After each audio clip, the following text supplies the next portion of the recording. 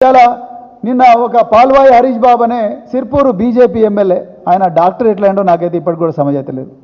ఆయన డిగ్రీని డెఫినెట్గా వెరిఫై చేయాలి డాక్టర్ పాల్వాయి హరీష్ బాబుది.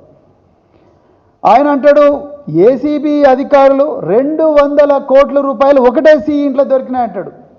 అయ్యా హరీష్ బాబు గారు, మీరు ఒకసారి సైకాట్రిస్ట్ దగ్గరికి వెళ్ళాలి. మీరు హెల్యూసినేషన్స్ గురవుతున్నారు, మీది మతి భ్రమించి మాట్లాడుతున్నారు. వీళ్ళ మొత్తం 3 కేసుల్లో, ఏసీబీ కేసుల్లో ఈ ముగ్గురు సీఈల సోకాల్డ్ ఏసీబీ ఎఫ్ఐఆర్లో ఇచ్చిన సోకాల్డ్ అక్రమ ఆస్తుల చిట్టా మొత్తం కలిపితే 25 కోట్ల రూపాయలు. 35 సంవత్సరాల సర్వీస్ ఉంది వాళ్ళకు.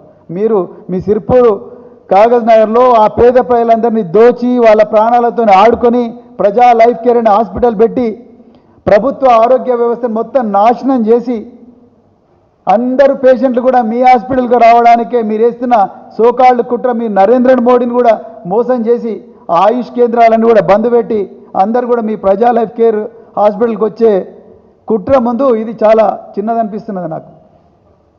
మీరు సిగ్గు లేకుండా అసెంబ్లీలో హరీష్ బాబు గారు మీరేం మాట్లాడతారు?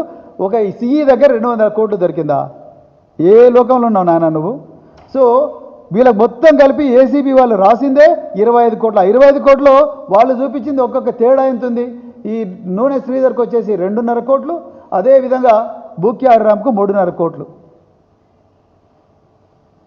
అంటే బీజేపీ నాయకులతో కూడా పీసీ రేవంత్ రెడ్డి కుమ్మక్కయ్యి ఈరోజు కాళేశ్వరం ఒక కుంభకోణంగా చూపించి దీని మీద రాత్రి అందరూ ప్రజలు నిద్రపోతున్నప్పుడు సిబిఐకి ఆర్డర్ చేసి